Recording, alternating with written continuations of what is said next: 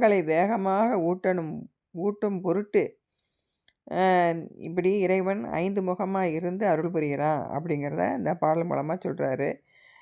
திருமுகத்தால் பெறுவது தான் அருள். அந்த திருமுகம் அருள்வதால் தான் நாம் அந்த திருவடி தொழுகக்கூடிய வாய்ப்பும் கிடைக்கும். அதைத்தான் ம மணிவாசகர் போடுவார் சிவபுராணத்தில், அவன் அருளாலே அவன்தாள் வணங்கி அப்படின்னு.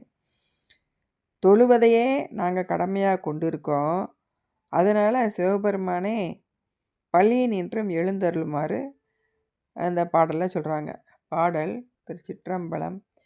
போற்றி என் வாழ் முதல் ஆகிய பொருளே புலர்ந்தது பூங்கலர்க்கு இணை துணை மலர் கொண்டு ஏற்றினின் திருமுகத்து எமக்கருள் மலரும் எழில்நகை கொண்டு நின் திருவடி தொழுகோம் சேற்றிதழ்